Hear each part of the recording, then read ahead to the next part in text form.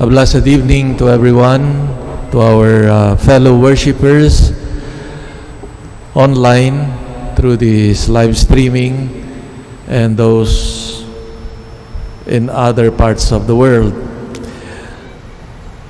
After these 8 days of after Easter Sunday, we call the octave, the Easter octave, whose main theme and concern are the appearances of the risen Lord to His disciples in order to convince them that He is indeed alive.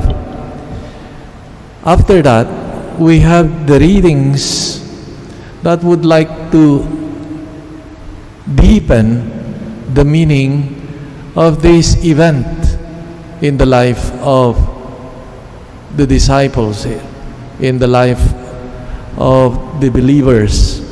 So today, the reading is centered precisely on the baptism.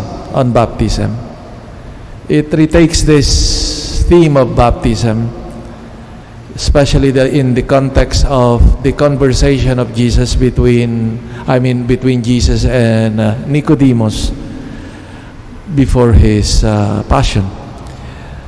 Now, historically, in the early church, the newly baptized Christians, mainly adults, usually baptized during the Easter Vigil, would continue to frequent the celebrations of the church precisely to be instructed and to receive a deeper instruction, understanding of the faith about the meaning, for example, of what the baptism, the sacrament they have received.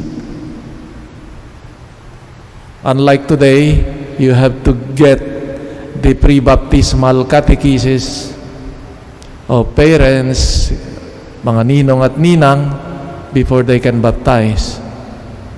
Many times, it is just to fulfill a requirement.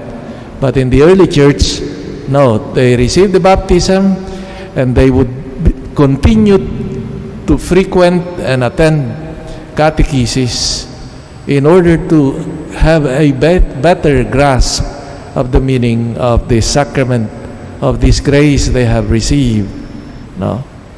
Pag gagawin mo siguro ngayon, wala na. Baka hindi na magpabaptize kung ganyan yung requirement. But that was so the requirement, or rather, this is reflected precisely in the readings of Easter, the placing the baptism at the center of our consideration and reflection.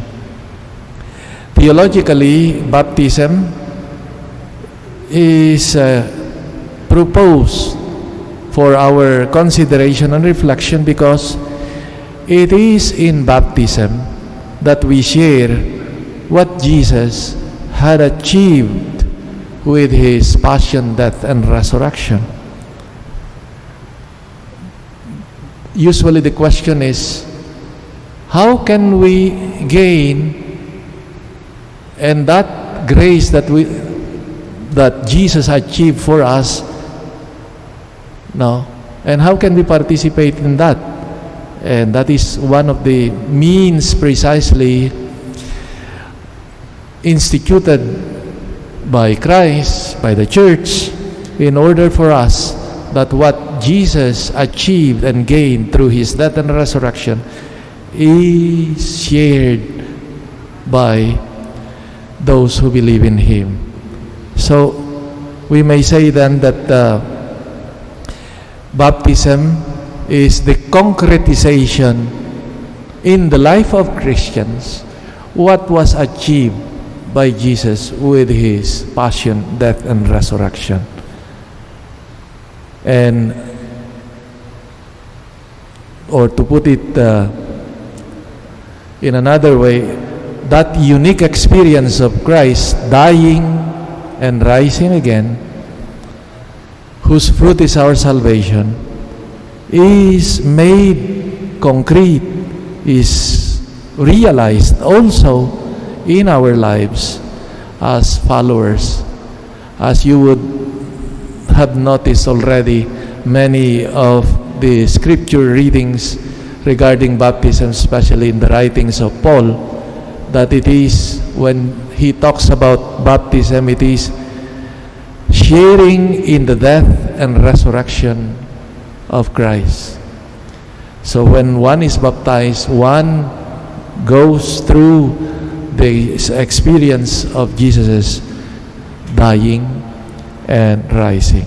So the purpose, therefore, of this, one of the main themes of Easter is precisely this: baptism, and what its importance for us.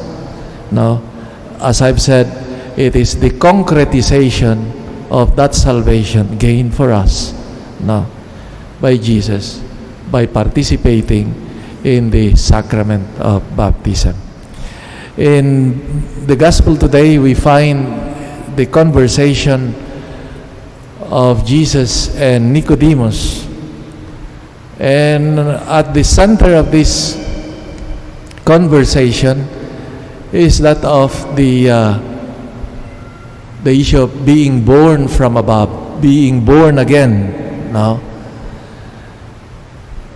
And that was the question of Nicodemus to Jesus. How can an old man, a grown-up person, be born again? And Jesus says, unless a person is born again by water and the Spirit, no, will not have life, the fullness of life. Here, we see an important dimension, meaning of baptism, of our baptism. That it is not just the ritual of baptism, which is of course very important. No? We baptize children or adults by pouring water over their head in the name of the Holy Trinity. But a deeper meaning of this is that we share the life of God, that we share the life of the Trinity. That is the meaning of what Jesus said, being born from above, being born in spirit. And this is a very important dimension of our baptism, meaning when one shares in the baptism, we share in the death and resurrection of Christ, and we have been transformed by the grace of God, by His Spirit, and we become children of God. So actually, if we analyze this gift of baptism, here we have as I've said, the concretization of all Jesus had done for us now, and making us participant of this life, of His victory, of His grace. That's why it is important, therefore, to realize the meaning of our baptism. Several times we renew our baptismal promises, like Easter Vigil, or when someone is baptized, your children, or when you are ninong or ninang. No, there is no baptism without the renewal of baptismal promises to remind us of our dignity and the meaning of this. And one of the important dimensions, as I've said, is being born again, being born in the Spirit, meaning a baptized, he operates now in connection, in obedience, in accord with that of the Spirit of God. A Christian baptized does not live anymore according to the spirit of the world or spirit of ideologies or whatever. The question now of every Christian baptized is, what is the will of God? What does the Spirit of God is leading me to do? So the main concern now of a baptized is to ask and to be concerned of God's will. Sometimes this is a very difficult issue, especially in a world that there are so many proposals of these values of this or that. This is the correct one, would bring you success, etc., etc. And we fail to ask, what is really the will of God, or the Spirit is trying to teach me? And we see that this was also concretized in the life of Nicodemus. Although literally did not receive the baptism, probably we do not know if afterwards he would become a believer, but we see that a person like him who was open, who was critical, who wanted to know the truth, encountered Jesus and the response of Jesus.